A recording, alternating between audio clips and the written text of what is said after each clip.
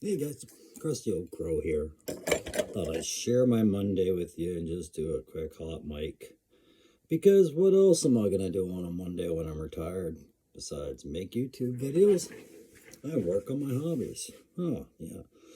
Plus, I've got a surgery coming up tomorrow. Your old crow's going under the knife. It's nothing serious. I'm gonna hernia repair. And I'm trying to keep that off my mind. I can tolerate a lot of things, guys, in my life, but the idea of somebody knocking me out and tinkering around with my guts seems to piss me off a little bit. But what are you gonna do? Yeah, we're getting older, right? And my body just didn't hold up as well as I thought. So today on Hot Mic, I'm going to talk about a few things, and I'll tell you what they are. First, I'm going to remind you guys about what's coming up here on Thursday as far as news with Joe. And then I'm going to talk about where I theorize we could go with some new lines in Joe. And we're the Crow, you know the Crow. I'm doing a lot of custom work and things like that.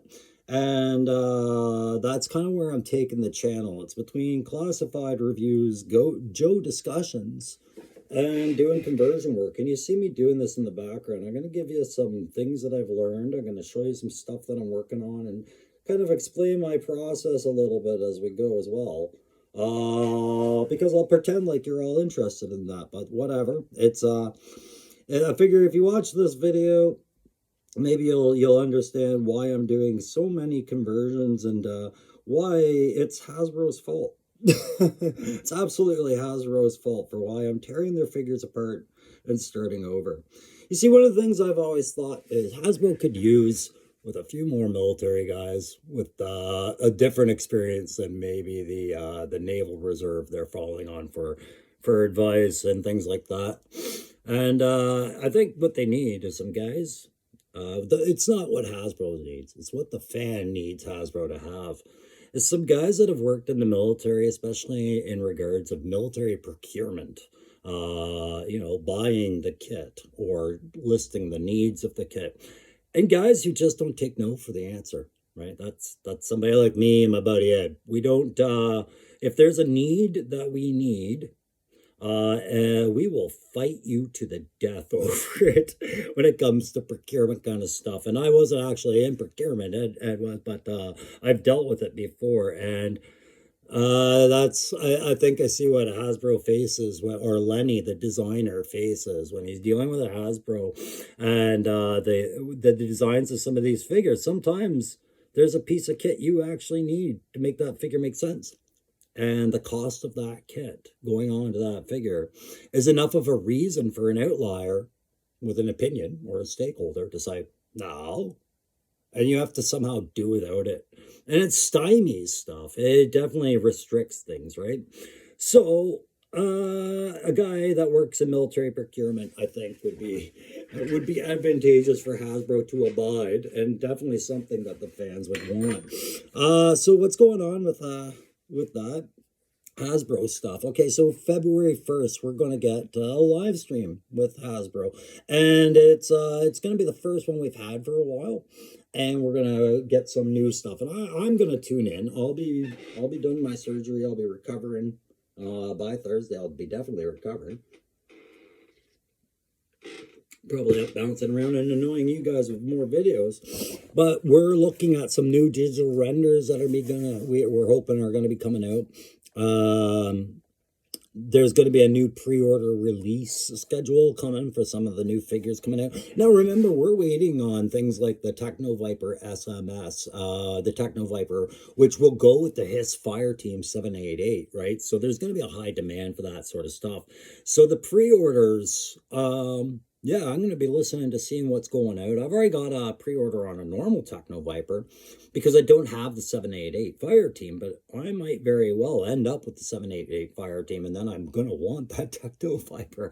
And Lord help me. The problem is I think the vehicle-related pre-orders, as far as I'm seeing here in Canada, It wasn't what I thought it was. I thought they were going direct to retail, and I think they meant when they do that, they only mean their own retail at Hasbro.com. I don't know if I'm ever going to see these on a GameStop shelf or a Walmart or a Toys R Us, right? So I have to listen to the pre-orders and go, okay, these ones are more incentive to change my way of doing things. But hopefully we'll see some digital renders of the new Jinx. That is expected anytime now, or Doc, or Alpine.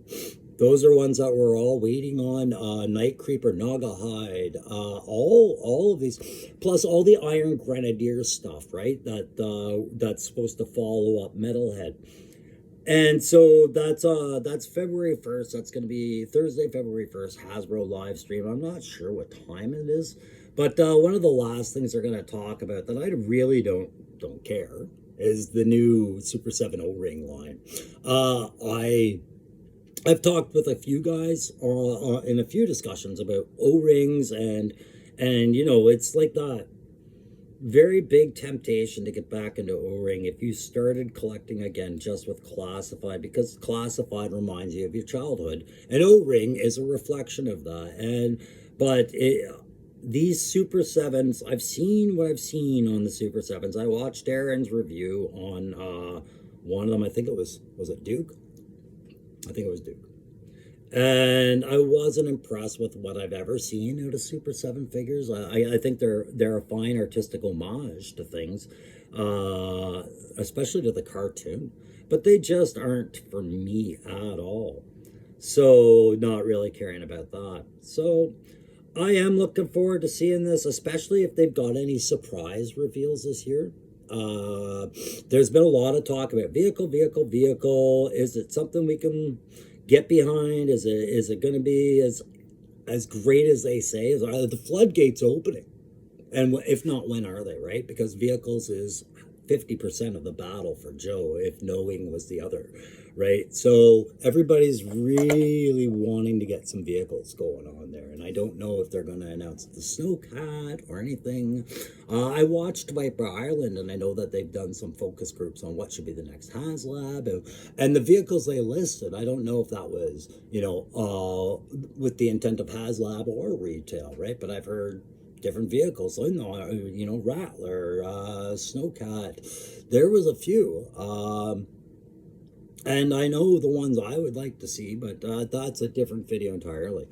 So what about these new lines? We talked about a while ago when they did that video with Emily and Chad on something Dan. Oh God, I hate myself for this. I got it right, just Dan, or anyways, they did a video, and Emily mentioned, they did a live stream with the guy, and Emily mentioned that they want to go back to the other lines, and you've heard me talk about which are the other lines, Emily. Are we talking about more Night Force, which is, you know, Walmart exclusive, or more Tiger Force, which is Target and Toys R Us exclusives? Are we talking about actually feeding back into that Arctic line, which I do think we are going to go there, because Snowcat would mean more Arctic troops, would it not? And right now the balance between the Joe and the Cobra Arctic troops is really bad. It's really bad. Snowjob's got some problems. So I'm hoping that's what she meant by lines. She could have also meant the Mad Marauders from Sergeant Slaughter. So far we just have barbecue. There's, you know, you telling me you don't want the low light and the spirit repaints with that, or I know we don't like the repaints, but like, we don't always like banging out the quick repaints after a figure comes out.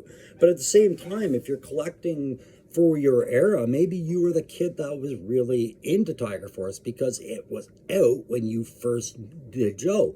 I know I've talked to guys where, for me, the first Cobras and the only Cobras I want in my collection really are the traditional blue Cobra Troopers, because they were the first ones out.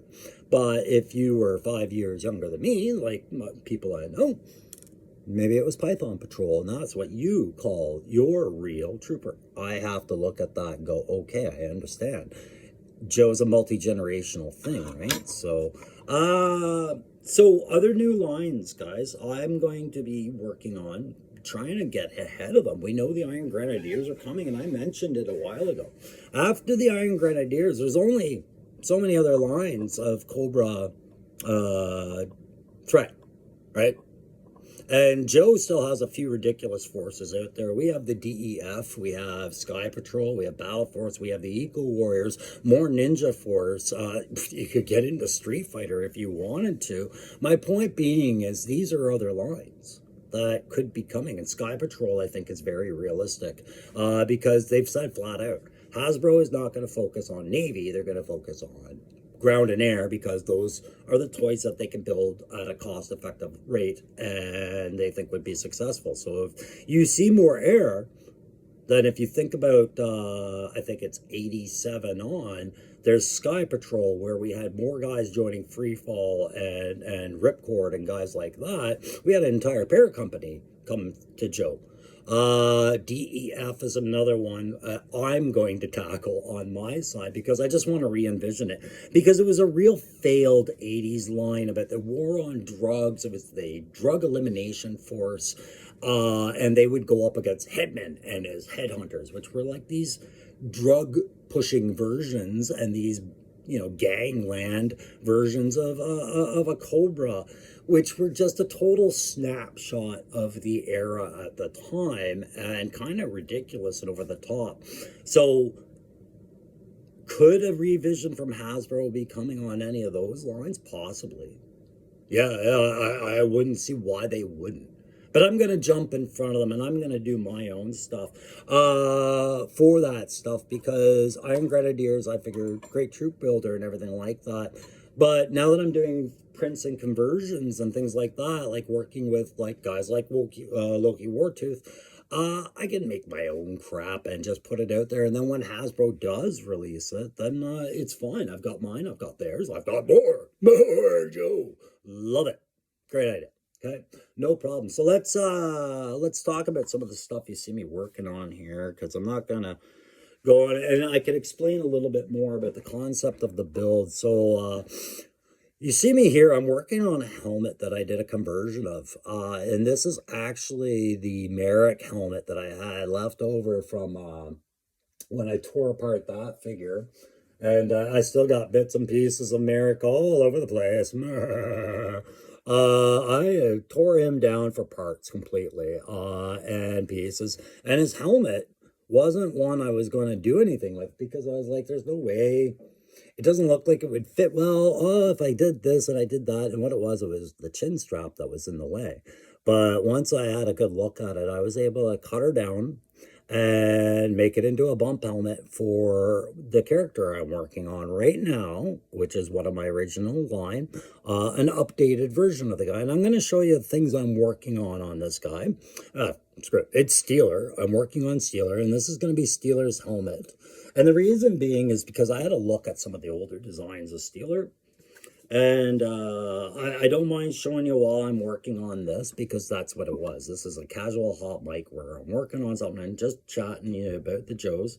But I wanted to show you why I chose Steeler, that helmet for Steeler. And it was, if you look at other designs that guys have done over the years on Steeler, that visor has always been kind of a thing, and here it is, and you're missing it. But I think that's it in his hand, isn't it? Yeah, he's got it, or it's a knife. I don't know. It's absent here, but I remembered it being a part of this figure. It was a big deal. He had the Uzi, and he had this big honking helmet, but not binocular thing. And when I don't see it there, I notice its absence.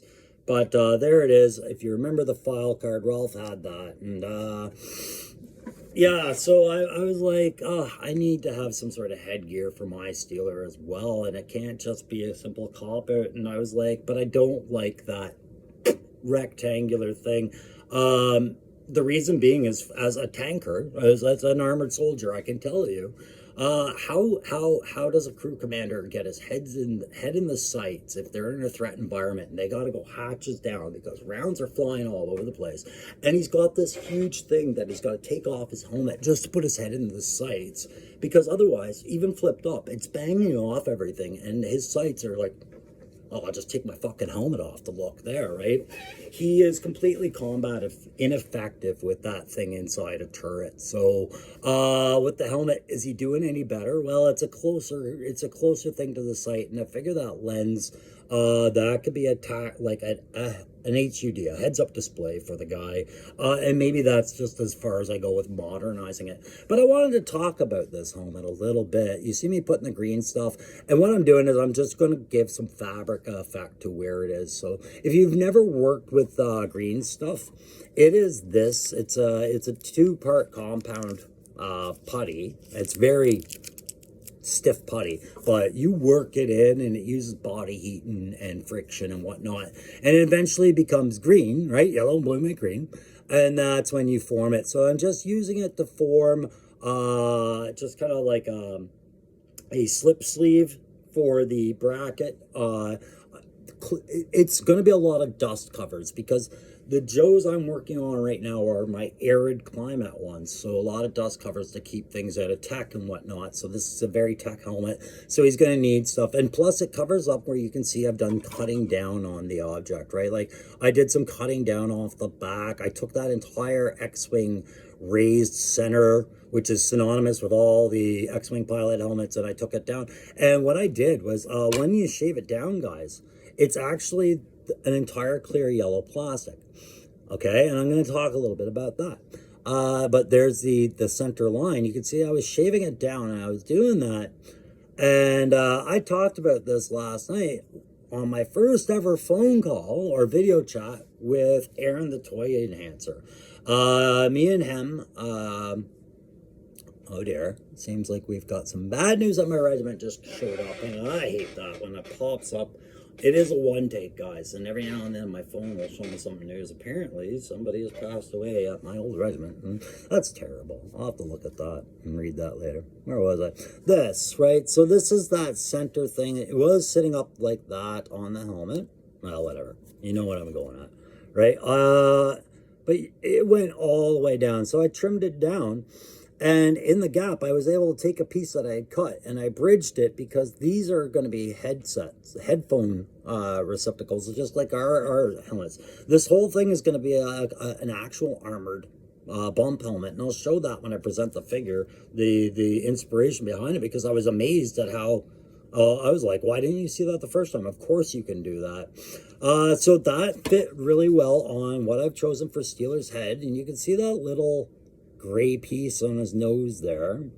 That is because this was the Kid Omega head that I got with this figure, which I have other plans for. This plain, simple, great posable figure.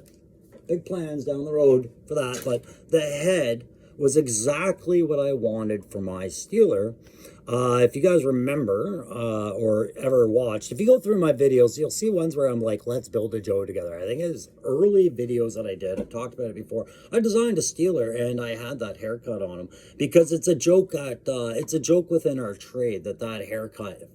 Every young tank commander, every young upstart goes and gets that haircut because of Brad Pitt in the movie Fury. It worked so well with him, and that movie was fun.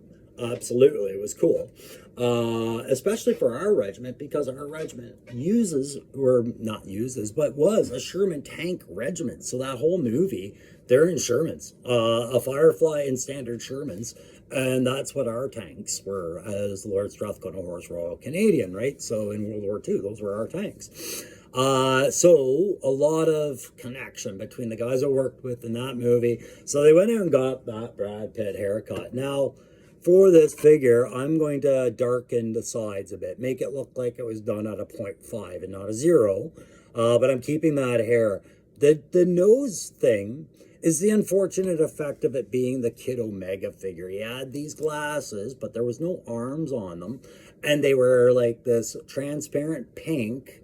Everything pink on this guy for some reason. I mean, it was a bold color, but it worked well with black. But I threw him up here. It was all hot pink, right? And so his hair was pink, his glasses were pink, he had a psionic clear shotgun, which was pink. So I had to get those glasses off this head if I wanted to use it. I looked at maybe gluing them down to the sides, make it a permanently fixed like visor or goggle effect, and I didn't want that for the guy. Like, it just wouldn't make sense, right?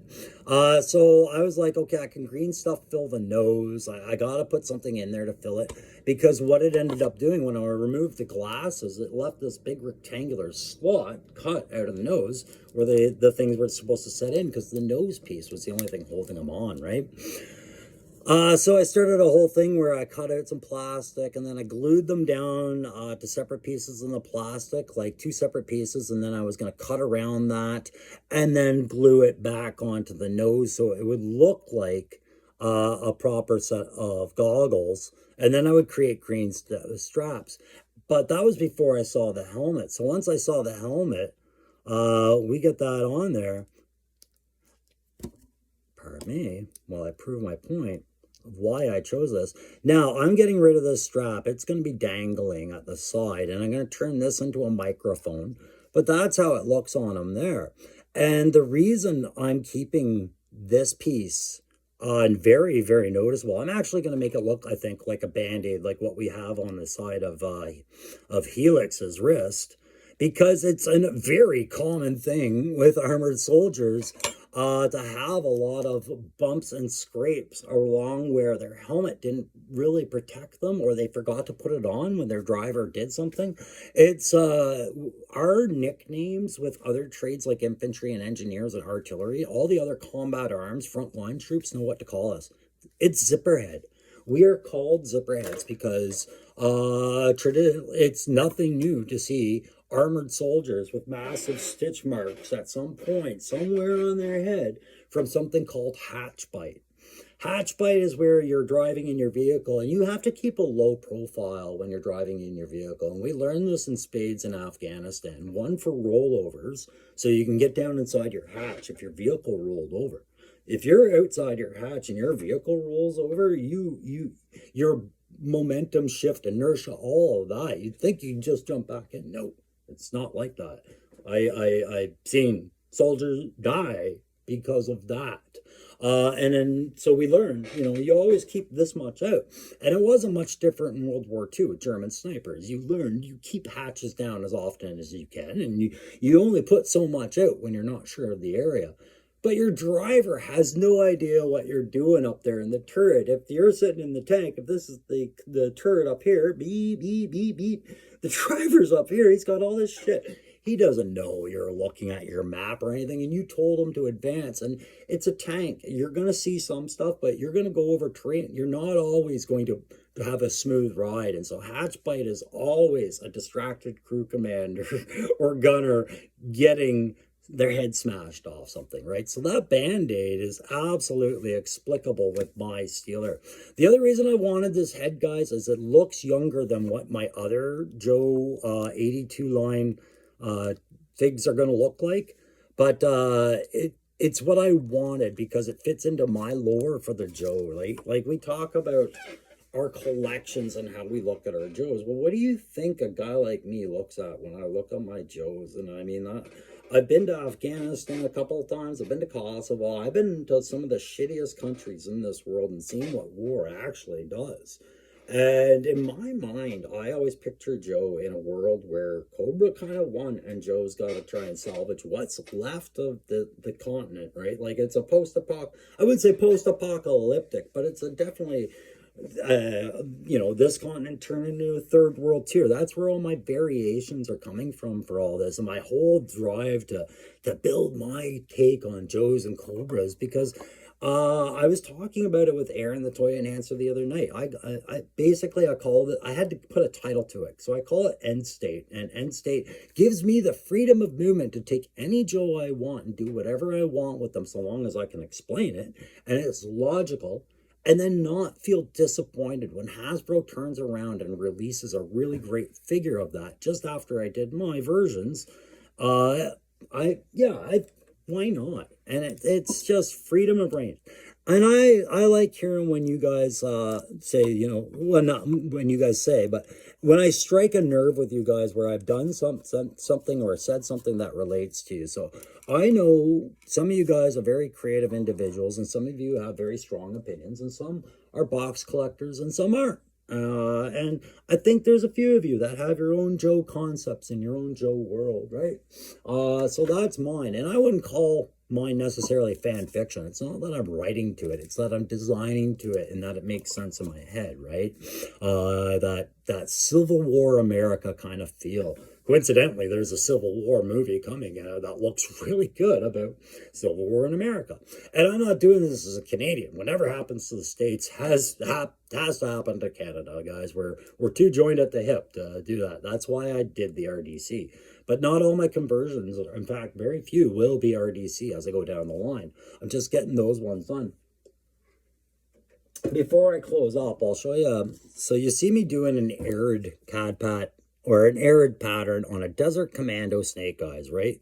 I'm going to walk you through how I went about painting this and where it's going to go and why and things like that. And then I'll end the video, right? So it is going to be arid, but there'll be a lot more other colors. I'm seeing what I start with is sometimes I'll start with giving it a good wash and I'm using a lot of Citadel stuff and Vallejo and things like that, if you're asking. But I'll give it a good wash because I watched Matt Films and he said he does this to Star Wars figures. And what he said is the wash will sometimes help the original prime or the paint you want to grip better. And I did find that. I found these a lot easier to paint than that 40K artist proof I made Bull out of and that I'm working with the Crimson Guard Immortal. No problems getting paint to stick. But some tricks, guys, I'll show you is okay. So I do the primer first, and then I do a base coat on the actual slightly darker version of the actual primary color. So I know I'm doing a desert cam, so I did a base coat of brown, and then I did dry brushing and washing. After I did that base coat, I did a bit of washing with some Agrix Earthshade.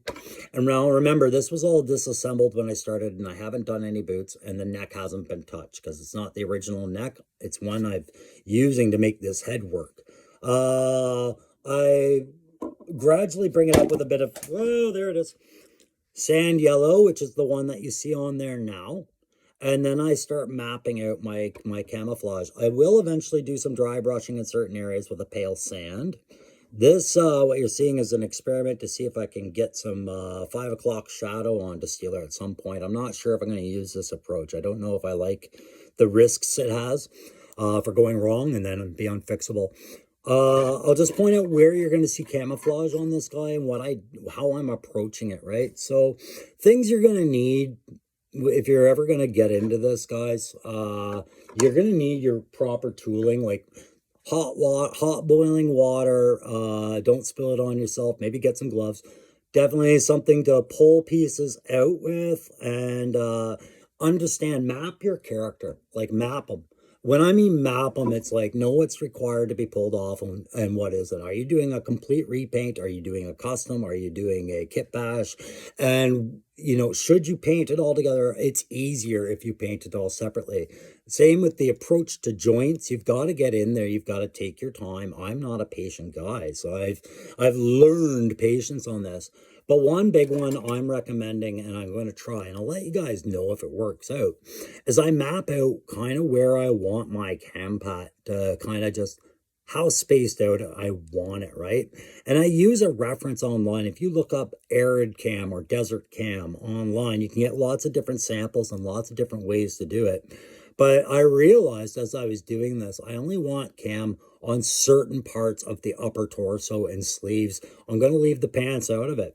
Why do I want that? Well, if the original Steeler, he had some darker pants on a few variants, and I agree with it. But I don't think I'm going to go with the flat black straight up pants, because if he's desert, arid, hot, you know, black is it attracts the sun, right? It's a heat soaker. It doesn't make sense.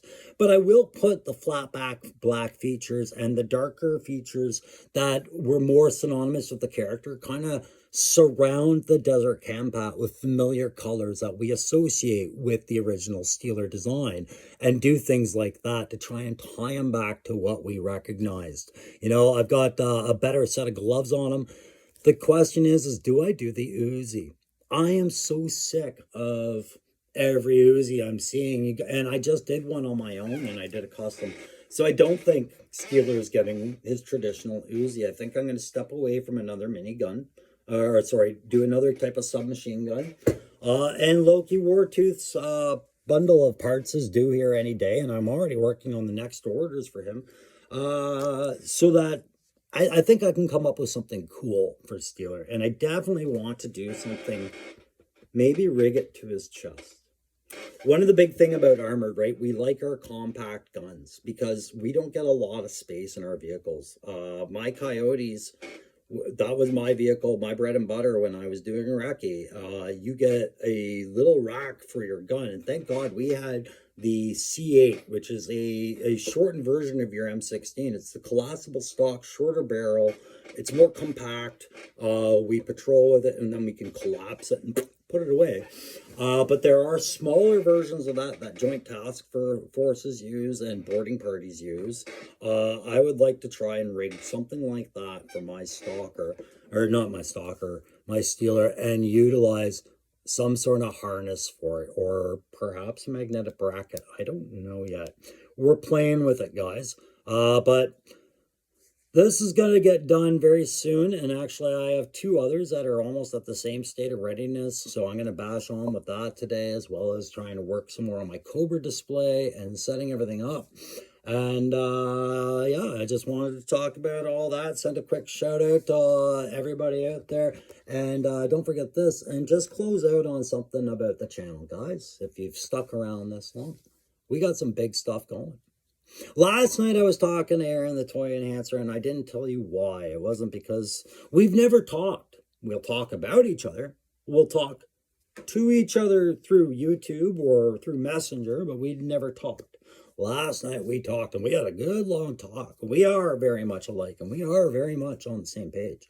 And I'm really learning to respect and admire the kind of person and the kind-hearted nature that some of you guys are out there. Not just Aaron, the toy enhancer, and Loki Wartooth, but others out there, guys.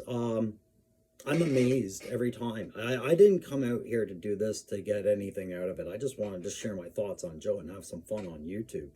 Tried doing something from my retirement that's amusing and validating and things like that.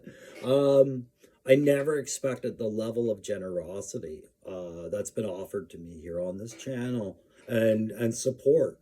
And I thank you all for it. I am so awkward now I receive it. I panic. I panic, man. I'm not used to people trying to do great and nice things for me, but now that I'm seeing it, I'm overwhelmed by it. And that's why I want to do the figure giveaway, and I did that, and you know what? That guy's just like all the others. He's generous and kind and all these other things. So I am definitely appreciating my group. I don't care if it's small. I don't care if it's small. I don't care if it's big. I appreciate it. I appreciate every single one of you for everything you're bringing to the channel. So I will try and do more giveaways and more content and things like that worth sharing. But that's going to be it for this one. The next time you see this guy, he'll be on the shelf next to a couple other surprises. Guys, thanks again. Don't forget, 350 contest building up, and me and Aaron, the toy enhancer, what I was trying to get to is we're going to work on something between our two channels. It's going to be a collaboration. You know, he's doing everything he can to keep his art alive. I'm doing the same, and he's going to reach out, and he's going to actually work with me, and I think it's going to help my channel more than him, but I think we're going to love doing it, guys, and we'll let you know all about it when we hash this out. And I think it's going to be on a live. I think Crow's going to try and go live with Aaron the toy enhancer soon. So we'll let you know when that happens, all right? Talk to you soon.